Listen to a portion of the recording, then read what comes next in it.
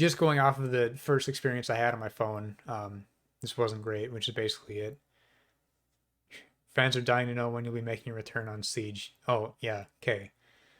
Return on Siege, minus the, what, 3 times I've played Siege, all shit. So probably not anytime soon. Hemi Stu and Corey said go Stadia. Nobody's on Stadia. Nobody's on Stadia.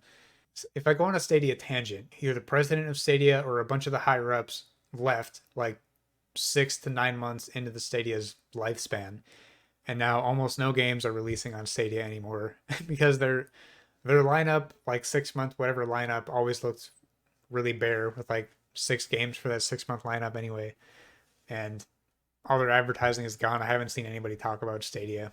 I mean, it's unfortunate because they wanted to try something new and wanted to get into the streaming game and stuff like that. But I think another thing they screwed up on had this wrong move where they had this idea to get into streaming and they wanted to get into it because they know the games industry is huge, but then hired all these people that aren't really into the industry and just hired people to make the tech and not really care about like what games are on there or the experience of playing games on the platform, to my knowledge. And it just turned into this whole thing of a non-gaming company trying to get into gaming by like forcibly wedging themselves in there without having the right people to make it happen, which is why I think Stadia is basically not around anymore, which they are, but good idea, not executed very well.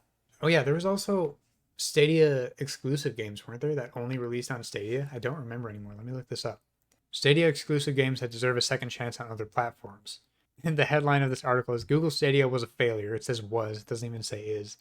But it also had some high quality exclusive games that deserve a chance to reach a wider audience. Because I actually don't remember any of their exclusive games.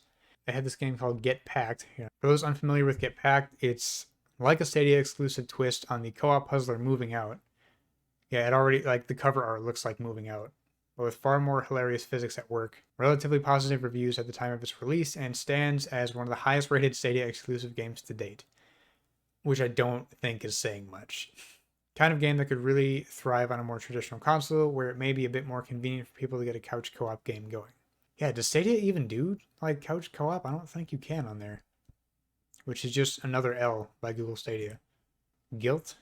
Guilt is a stealth-based survival horror game from Tequila Works, and while the reviews pointed out quite a few flaws with the game, it still delivered a haunting game world and unique art style. All right, so second game on this list of games that deserve a second chance, and the description doesn't even sound that praiseful. It was just like, it wasn't bad, so it deserves a second chance. Lost Words Beyond the Page. Mostly positive reviews at the time of its release. Puzzle platformer where players are exploring the inside of a girl's diary, using the words written in it to progress through the game world and solve puzzles. Okay, sure. Submerged Hidden Depths. A girl named Miku who explores a flooded city in a boat in search of items that she can use to help her dying brother. Critics praised it for its laid-back atmosphere and unique gameplay mechanics, with many hailing it as a worthy follow-up to 2015's Submerged. I mean, still wouldn't get me to try Stadia. Super Bomberman R Online. I remember hearing about this game a little bit.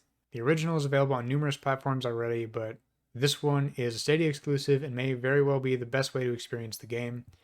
Essentially a Bomberman take on the Battle Royale genre, Super Bomberman R Online is also notable for its unique streaming features. Though Stadia's user base dwindling by the day, it's hard to see how the game will last much longer. Potential is here for Super Bomberman R Online to make a big Battle Royale splash on other platforms, sure. So hopefully it gets the chance to do so sooner rather than later. I do remember seeing the biggest complaint about this being that there's nobody on the game. So maybe it was good, but just the fact that there's nobody on Stadia and stuff like that is the reason it died, which sucks to see a game with potential die because the platform exclusivity killed it. How many people are on Stadia? Here we go. As of May 2021, Google does not publish official figures about Stadia subscriptions or number of active users. I wonder why. However, using different sources of data, we estimate a total of 2 million users. Wait, if you believe everything you read, Google Stadia was killed on February 1st, 2021. Stadia was pretty short-lived. But yeah, decent idea, very poor execution on many levels. Aliens Fireteam, are you in? I've actually seen that game advertised on Twitter, I think, but I don't know anything about it. I like also am not really into like the Aliens like movies or games or anything. I don't know anything about them. I've seen it advertised though. Basically Left 4 Dead with aliens. Well, if we're talking basically Left 4 Dead, I am more looking forward to Back 4 Blood, but this is also coming out before that. Because Back 4 Blood is from the same team that made Left 4 Dead, but it's just like their spiritual reboot, I guess. It's like $30, which is kind of sketchy. Yeah, that's I could see that. Whenever games are cheaper like that, it always kind of puts you on your toes. It's like, why is it cheap? Because you know, like, do they know it sucks? Back 4 Blood will be a blast from the past. Yeah, it looks like they got, I mean, like an updated Left 4 Dead, as in like I said, spiritual reboot where they're gonna have some new mechanics and stuff like that, and new zombies. And one of them they showed in the trailer that was like 2 stories tall. That kind of looked like a big bullet sponge, but it did look good from what I saw. Plus, it's on Game Pass, so I don't have anything to lose from playing that, and I already got a few friends who are looking forward to that one. Opinions on Xbox at E3, I felt they dominated. So they did. Personally, I like only liked a handful of the games they showed. But that's more personal preference. But the fact that they showed it was 30 games that they showed, 27 of which are going to be on Game Pass day one, which is nuts. Um, a lot of good announcements. Finally seeing more about Starfield was really cool. Um, Pretty sure they showed Elden Ring. They're the ones who showed that, I think, which people have been trying to see more of for like 2 or 3 years. Um, I'm not huge on Soulsborne games, so I'm probably not going to play Elden Ring. Starfield was cool to see. Still don't know much about it, but because it was a cinematic trailer. But the Outer Worlds 2 was pretty cool to see. I like the first one. The Outer Worlds 2 trailer was kind of cool because the dialogue they had in the background made me feel like it was Fable because it was not sarcastic, but comical, I guess. And I thought it was going to be Fable because it had that tone, but then it was Outer Worlds 2, which was cool.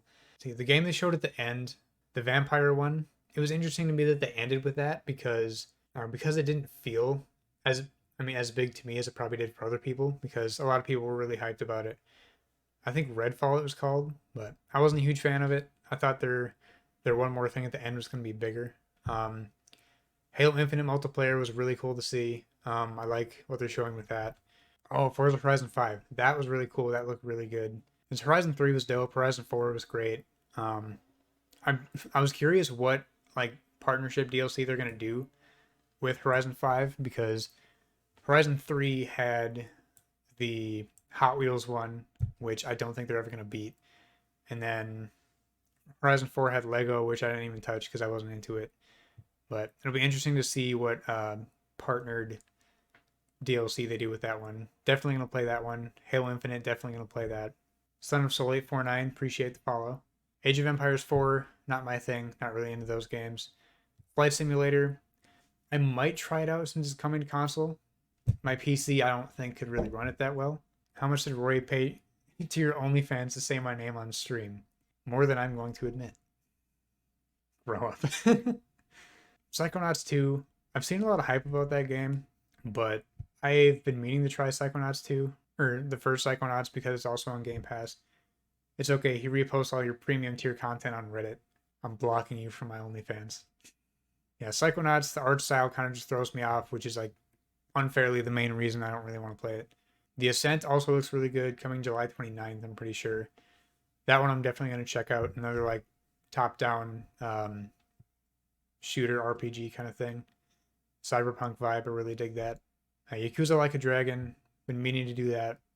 I've never played a Yakuza game, but I heard that was really good. Hades, really excited for that to come to Game Pass because I was never really into roguelikes before until Returnal came out for PS5. And I bought that, which is a gamble because it's $70, and I never really got into a roguelike before, but really enjoyed Returnal. So I wanted to try Hades because that was a lot of people's game of the year in 2020 or 19. I don't remember. But did you play the other games from the Hades company? What is the Hades company again? Pyre, never played that. Transistor, never played that. Bastion, I've heard of it, but I never played that. If that's it, then no, I have not played any Supergiant games. I think there was a basketball one. Yeah, I don't think I've ever played a Supergiant game. Yeah, I'll have to look into some more Supergiant games. Put it on my way too long backlog. Have you played Lawnmower Simulator? No, but oh, tangent about Lawnmower Simulator. I gotta find this. I don't think I'd be able to find it on my computer, but I took a screenshot of something I found on Twitter, which was like a post of a review about Lawnmower Simulator that I almost don't want to read on stream, but I'm gonna read at least part of it. Where is it? There it is. Here, let me like quick read this to myself real quick before I. The funnier part is I read this like screenshot of this review before reading what the review is for. Here comes the premium subscriber content, no visuals. Um, so there's a review of it. It's 5 stars, and the header for the review is "This game is life changing." It says, "This game saved me. Before this game, I had no friends, no life, and my wife had left me, and I was scheduling a divorce. I had nothing and no reason to live my life, and then I made the smart decision to install this masterpiece. Later that day, I caught my wife in the corner of my eye, creaming her pants. All the women in my street surrounded me and was drowning in blank within seconds of installation. I could not stop pulling women. Thank you for changing my life, developers, game developers." And it's a review for Lawnmower Simulator on Xbox, which is phenomenal. I would pay my daughter's tuition for followers. I mean, it also depends how much is your daughter's tuition. Party Animals, that look like there's a handful of games that all kind of bunch into the same group in my head because I feel like they're all the same. Human Fall Flat, Gang Beasts, and now Party Animals I view as all the same game in my head because I've never played any of them, but from what little I know about them, they're all like the same in my head. Octopath is kind of cool, but the characters were super aggravating. Like the dialogue sucked, or they just what the voice actors for the characters were, or something. But they only say one or two lines, so they constantly repeat themselves every time you enter battle. Oh, I hate games that do that. There are specific phrases from, um, from some games that live in my brain forever because of how repetitive they were. One that I always remember is the fisherman from Jak and Daxter, the first game, where you do his little mini game where you like have the net and you're just going left and right to catch fish on the river or whatever, and you got to catch like 200 pounds of fish. And as soon as you beat that little mini game for him, which is in like the beginning of the game, for the entire rest of the game, every time you're in that general vicinity, don't even have to be close to him, you just hear him laughing at the bottom of like whatever cliff is at that river. And it's like the same like 4 second loop laugh the entire game every time you're in that area.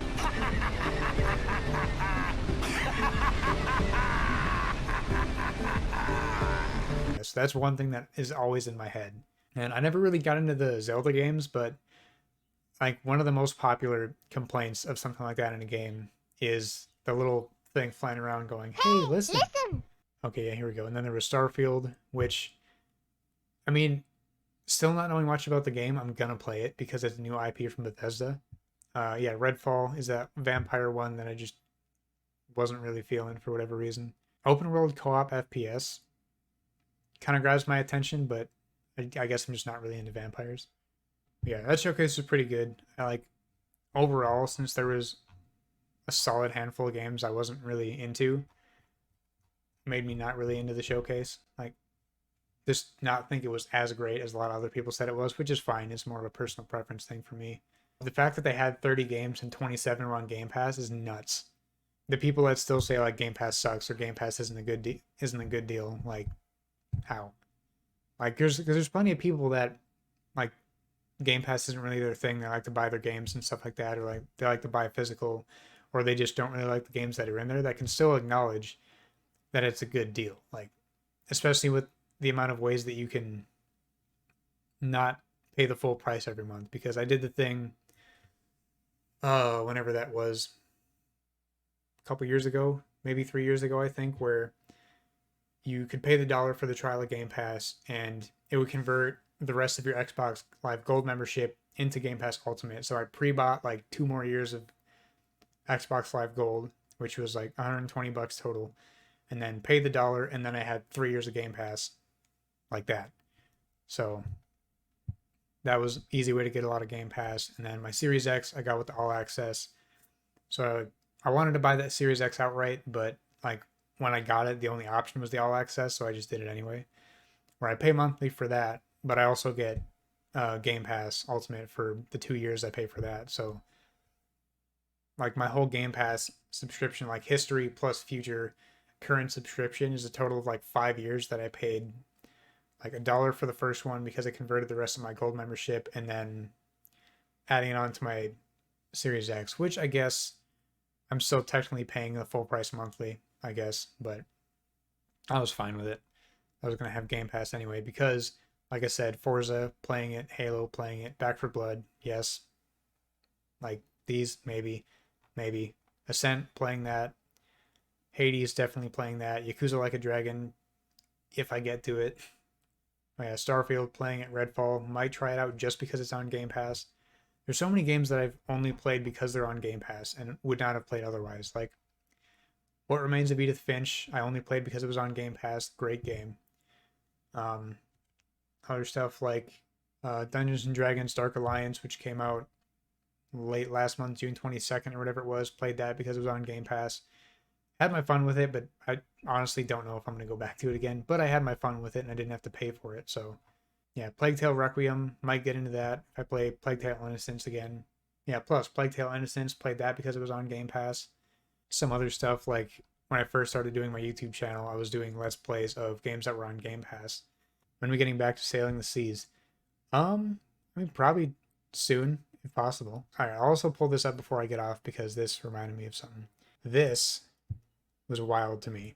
I've been playing the Sea of Thieves, the Pirates of the Caribbean DLC for it, and me, Pure Beast, and my buddy Like a Beast were playing the Sea of Thieves expansion, and those two were on Xbox One, and I'm on a Series X, so I have like HDR and like 4K and whatever else, and they do not because they have the Xbox One.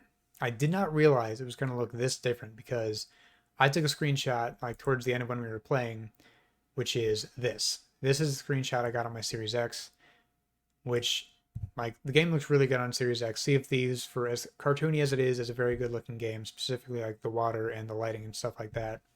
So this is on my Series X.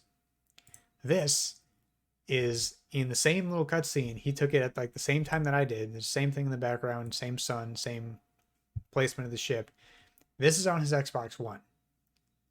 That's nuts to me. Like, I don't know if it's the HDR, if it's just the HDR or what the deal is. It's like a different game. There's green. There's not even green in his. I don't know why that is. Because at first I was like, maybe it was somehow a different time of day, but the sun's in the same spot, so I don't know. But that's insane to me. I was actually gonna do like another like separate YouTube video about this, and I was probably gonna do the same just chatting thing for that. So I probably will go over this again in another just chatting stream another time. Thanks again for hanging out. Thanks Sons of Soul for the follow. I'm going to do some editing, hopefully stream soon. I'm enjoying streaming more than I have the last few months, so I'm going to try and get an actual streaming schedule going. So I'm doing this on a regular basis. So thanks for hanging out in this stream. Thanks for those of you watching on YouTube. If you want my Let's Plays, gaming discussions, new release info, other random gaming stuff like this, be sure to subscribe on YouTube at The Only Rest. Just hit 250 subscribers recently, so that was really dope. Thank you everybody for that. Follow me on other platforms here on Twitch, Twitter, Instagram, TikTok, basically anywhere at The Only Rush. Twitch is where I do my multiplayer streams and all my Let's Plays live. So as always, thank you so much for watching, and until next time, beat that boss, find that last collectible, roll those credits. I'm out.